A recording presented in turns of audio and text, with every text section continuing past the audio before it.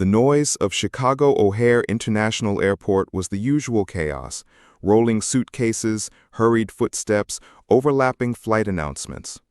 Officer Daniel Brooks walked beside his partner, Ranger, a graying German shepherd with nearly a decade in the K-9 unit. This was supposed to be one of Ranger's last shifts before retirement.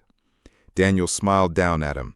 "One more day, buddy, then long walks and steak dinners." Ranger's ears twitched, but his gaze stayed sharp, scanning the crowd. He'd always been more than a drug or bomb dog. Sometimes, Daniel swore, Ranger read people's souls. But this day wouldn't end as planned. Mid-patrol, Ranger stopped dead. His ears shot forward, nose twitching furiously. He let out a low whine, not his usual sharp bark for alerts. Then he pulled toward a silver suitcase near gate C-12, his whole body trembling. Daniel frowned. "What is it, Ranger? Drugs? Explosives?" The dog didn't bark or sit. Instead, he began whining, almost crying. Travelers slowed, curious, phones half raised. Daniel crouched. "Why are you crying, boy? What's in there?"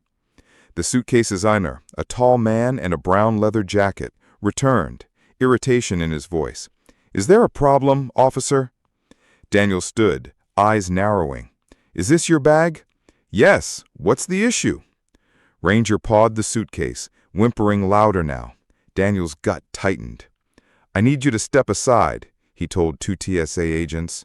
The man started to protest, but security rules were clear. An alert meant a search.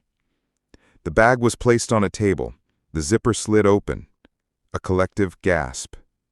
Inside, curled in the fetal position, was a little boy, no older than 4. Pale skin, trembling lips, wide eyes frozen in silent terror. He clutched a tattered stuffed rabbit like it was life itself. The airport noise seemed to vanish. Daniel's throat tightened. "My God!" Ranger whined again, softer, licking the boy's hand. It was as if he was telling him, "You're safe now."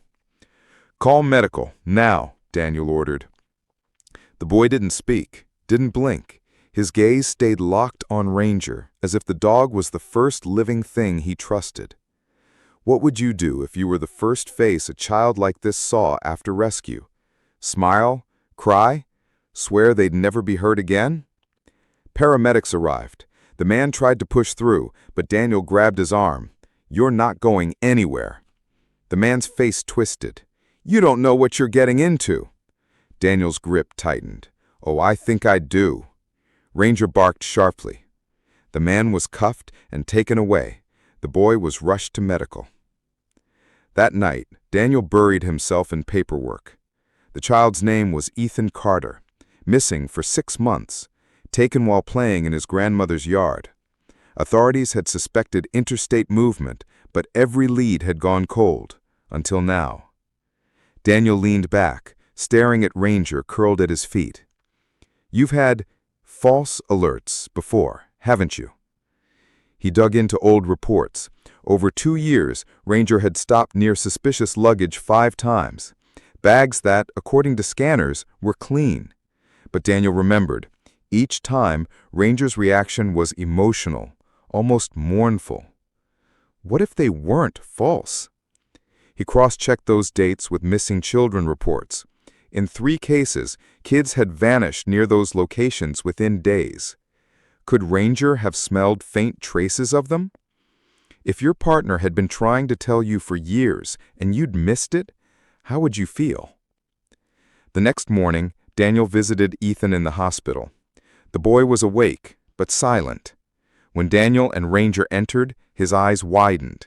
He reached out, wrapping small arms around the dog's neck. Ranger stood still, letting the boy bury his face in his fur. Daniel's throat ached.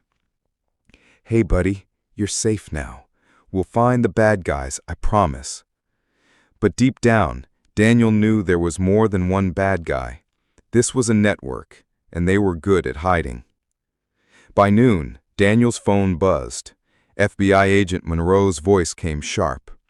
"That man you arrested, just a courier. The real players are still out there." Daniel's pulse spiked. Tell me more. There's a doctor, Evelyn Harper, highly respected child psychologist, travels constantly for charity work. Her flights line up with at least 2 of Ranger's false alerts. You think she's involved? We think she's running it. That night, sleep didn't come. Daniel kept replaying Ranger's whine at the suitcase. How many children could they have saved if he'd understood sooner? He looked at Ranger. We're not done. Retirement can wait. Ranger's tail thumped once. At 9:02 a.m. the next day, Harper bladed into O'Hare in a tailored navy suit, pearls shining under the fluorescent lights. Warm smile, gentle laugh, she looked like the picture of respectability. Daniel waited with Monroe near security. We can't grab her without cause, Monroe warned. Then Ranger froze. No whine, just tense stillness, eyes locked on her suitcase. Daniel knew that look. It's happening again. At TSA, Daniel stepped forward. Ma'am, random inspection. She laughed softly. Of course, officer. The main compartment was neat. Clothes, toiletries, notes. For a moment, Daniel's stomach sank. Then he saw a zippered base compartment. He opened it slowly. Inside was a small pink sweater, worn, dirty, blood-stained. Harper's smile evaporated. You don't know what you've done, she whispered. Oh, I think I do, Daniel said. DNA confirmed the sweater belonged to a girl missing in St. Louis 3 months ago. Still gone. Monroe shook her head. Without Harper's cooperation, we've got nothing on the rest. Daniel glanced at Ranger. Maybe she won't talk, but she'll react to him. When they brought Ranger in, Harper's calm cracked. He sat at her feet, nose twitching, and whined. Her hands curled into fists. You don't like him, do you? Daniel asked quietly. Her eyes narrowed. He doesn't know what I've done. No, Daniel said, but he knows who. 2 weeks followed in a blur. Denver, Atlanta, Phoenix, Dallas. Daniel and Ranger shadowed Harper's old routes. Sometimes nothing, other times traces, unclaimed luggage, CCTV of unidentified couriers, tiny items a child might own. In Dallas, Ranger stopped near a freight elevator and gave that same broken whine. A nearby duffel bag held a pair of children's shoes, no bigger than Daniel's palm. Back at the field office, Monroe slammed a folder on the table. One of Harper's couriers is flying to Miami. Tomorrow morning, private charter to Haiti. Daniel's blood ran cold. They're moving them offshore. Before dawn, Daniel and Monroe waited at a Miami hangar. The courier, a wiry man with nervous eyes, loaded luggage into a small plane. Ranger moved straight to a large crate. The whine started low, then built, mournful and urgent. What's in there? Daniel barked. The courier bolted. They tackled him 10 yards out. The crate's lid came off. Inside was a girl, maybe 7, breathing fast, eyes wide. She shrank from strangers until Ranger pressed his nose to her hand. She burst into sobs, clutching him like she'd never let go. Daniel's voice broke. You're safe now. We've got you. By sunrise, she was in medical care, the courier was in custody. Harper's network began to unravel link by link. That night in Chicago, Daniel set an early steak dinner in front of Ranger. Retirement was still a maybe. Daniel knelt beside him. You knew all along, didn't you? You were trying to tell me. Ranger's tail thumped. If you had a partner who could save lives with nothing but their nose and their heart, would you ever let them go? If you see a child or anyone being treated suspiciously, notice an unusual bag, or sense something off, don't ignore it. Report it immediately. One call could save a life. Promise yourself never be a silent bystander. Your vigilance could set someone free.